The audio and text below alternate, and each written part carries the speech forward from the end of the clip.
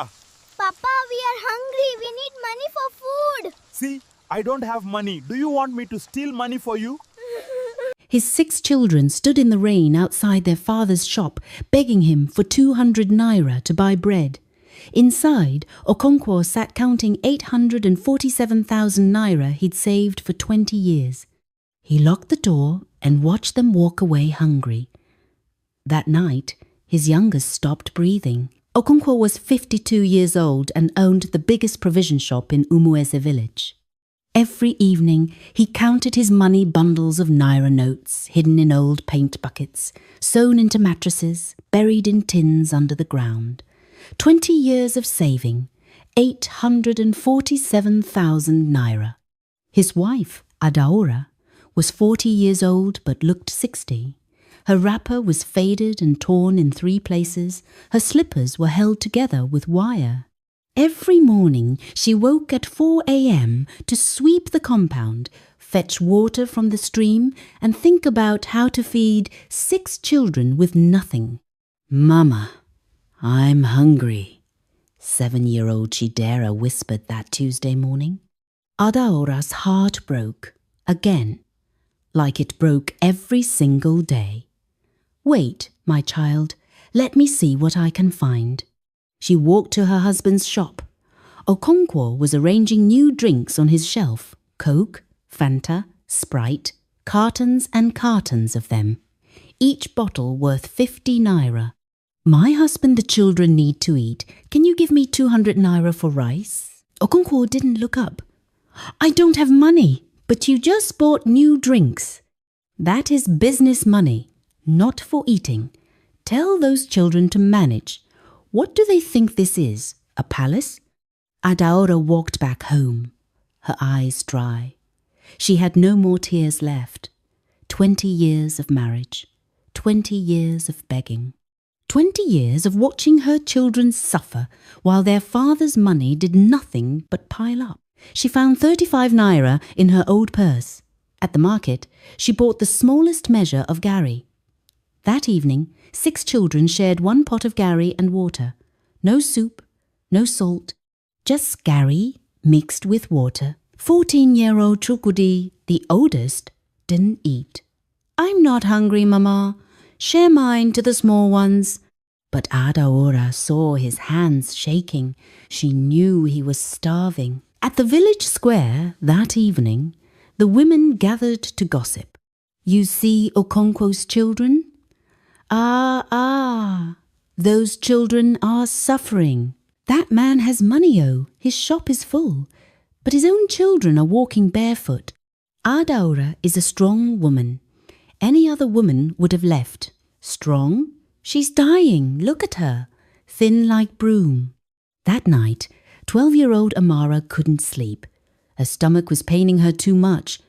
She held her belly and cried quietly so her mother wouldn't hear. In the next room, Okonkwo counted his money again, 847,000 naira. He smiled and went to sleep peacefully. Outside, his children were starving. On Wednesday morning, the school teacher sent Chukudi home. "Your PTA fee's 5,000 naira. If your father doesn't pay by Friday, don't come back." Chukudi walked the 5 kilometers home, his school uniform torn at the shoulder, his textbook held together with rubber bands. Other children laughed at him. He said nothing. He found his mother washing clothes by hand in a bucket. The soap was finished, so she was using only water. "Mama, the teacher said Papa must pay 5,000 naira, or I cannot go to school anymore." Adaora sat down on the ground. 5,000 naira for Chukwudi alone. But there were 6 children, all needing school fees, all needing books, all needing uniforms. She went to Okonkwo's shop again. "My husband Chukwudi will be expelled on Friday. They need 5,000 naira. Okonkwo slammed his hand on the counter. 5,000 naira. For what? To read books? I didn't go to university and see how successful I am. That boy should learn trade. School is waste of money. But he's brilliant. his teacher says. I don't have money. Stop disturbing me. Adaura walked away. This time, one tear fell. Just one. That afternoon, 4-year-old Obiageli fell sick. Fever. Her small body was burning hot. She couldn't eat. She couldn't play. She just lay on the mat, crying weakly. Mama, my body is paining me. Adaura felt her forehead. Very hot. She needed to take her to the clinic. The clinic charged 500 naira. She searched everywhere. Under the mat, in old pots, in her wrapper pockets. She found 85 naira total. She went to Okonkwo. Third time that day. Obiageli is very sick. She's burning with fever. I need 500 naira for clinic. Okonkwo looked at his youngest daughter, lying limp in her mother's arms. He felt something maybe concern, but then he thought about his money. 847,000 naira. If he kept spending it, it would finish. Use local herbs. Our mothers didn't go to clinic and they survived. These children are too soft. Adaora begged a neighbor for bitter leaf. She boiled it and gave it to Obiageli. The child was too weak to drink it. That evening, the village gathered for a meeting. Okonkwo sat proudly in the front row. He had donated 200 naira for the village hall renovation. Everyone clapped for him. But when he left, they whispered, 200 naira for village hall, but his children are starving. That man's heart is stone. God is watching him. Friday came. Chukwudi didn't go to school. He sat at home, staring at his books. Adaora watched her brilliant son top of his class, losing his future because of 5,000 naira. That night, she used her last 50 naira to buy rice. She cooked it with only salt and water. 6 children shared the pot. Each child got 4 spoons. Obiageli was still sick, getting weaker. Sunday morning, the whole village was at church. Adaora had woken early to bathe the children with cold water, no money for firewood to heat it. She dressed them in their only church clothes, washed and rewashed so many times that they were almost transparent. Obiageli was worse. Much worse. Her fever had climbed higher. Her lips were dry and cracked. She could barely open her eyes. Mama, I can't go to church. I'm tired, she whispered. Fear gripped Adaora's heart.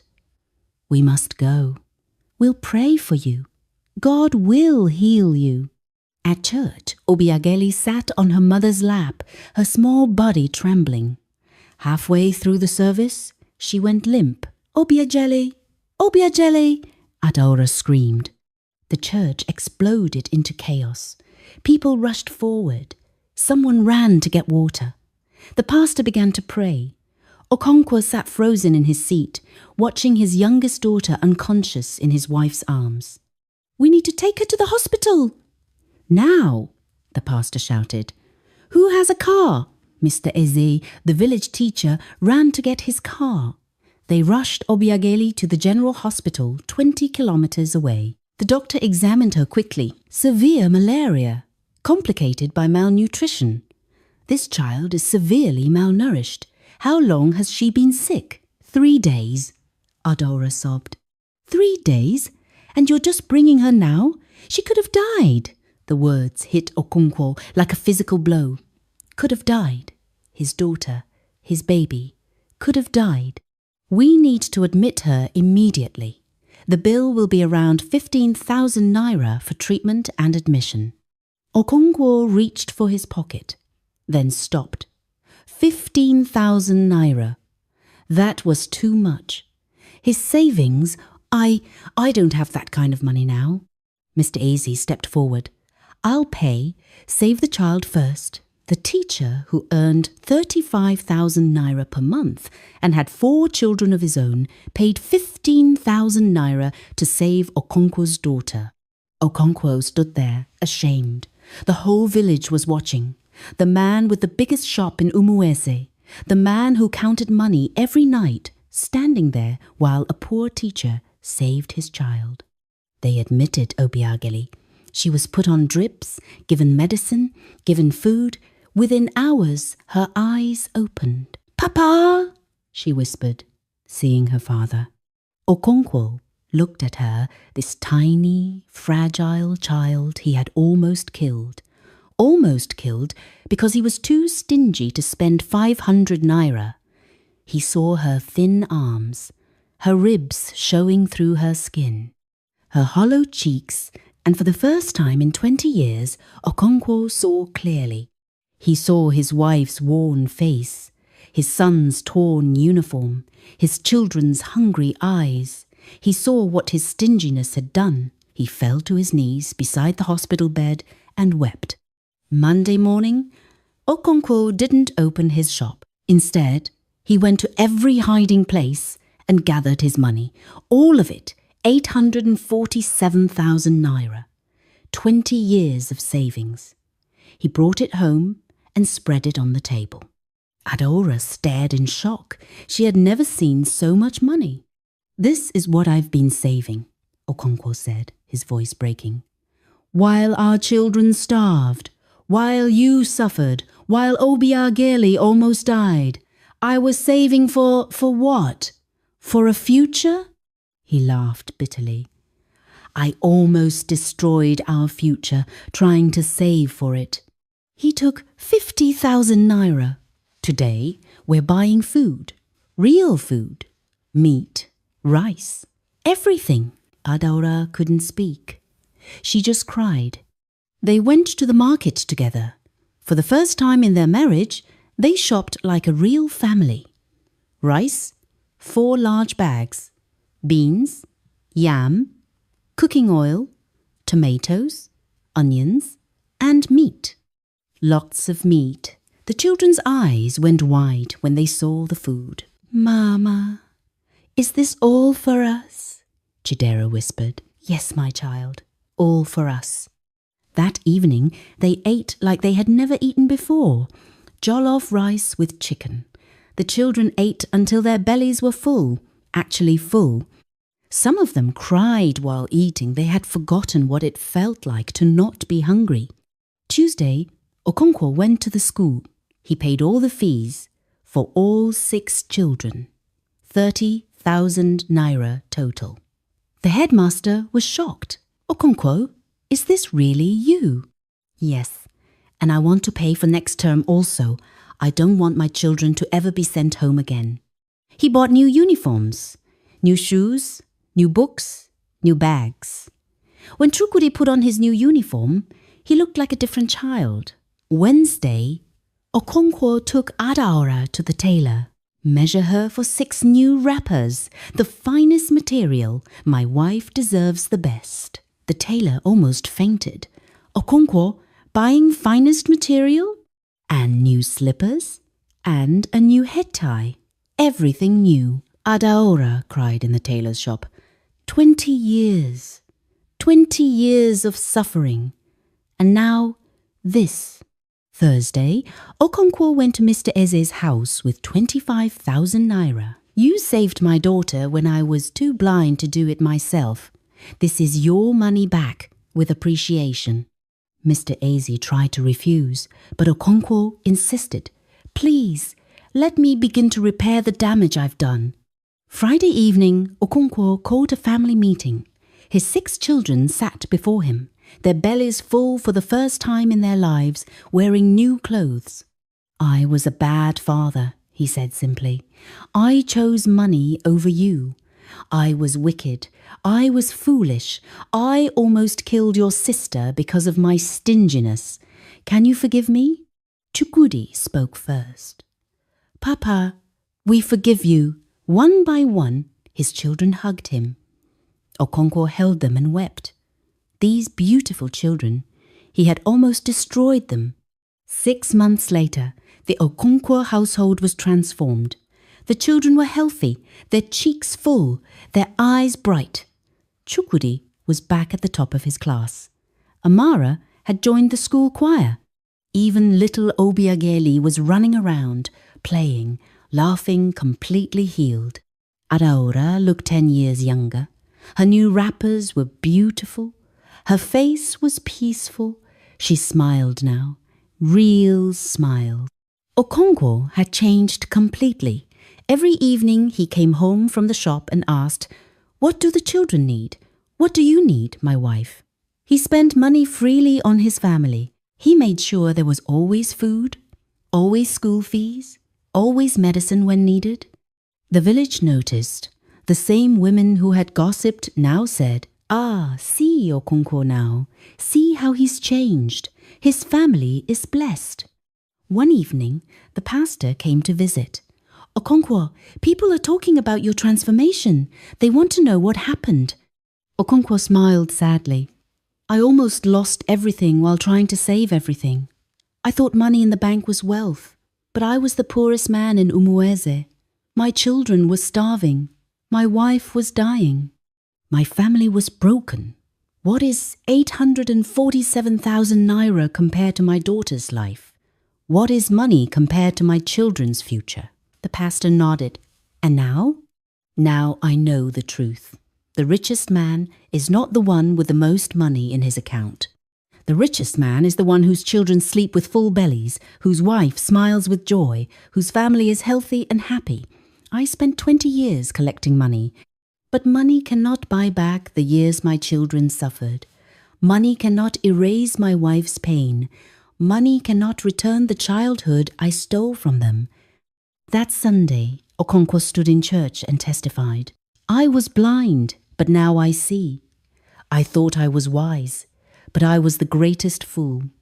Brothers and sisters, don't be like I was. Don't sacrifice your family on the altar of saving. Don't let your children starve while money sits idle. Don't wait until tragedy strikes before you open your eyes." The congregation was silent. Many men looked down, convicted. And so the village learned that money saved for tomorrow is worthless if you destroy your family today. Okonkwo had spent 20 years hoarding money for a future he was too blind to see he was destroying. But money cannot buy back a daughter's health, a son's education, a wife's youth, or children's stolen childhood. The richest man is not the one with the most money hidden away, but the one whose family is thriving, loved, and cared for. For what is wealth if your children are crying from hunger? What is security if your family is broken? What profit is there in saving everything but losing the very people you're saving it for? In the end, Okonkwo learned what his money could never teach him. True wealth is measured not in what you keep, but in what you give to those you love.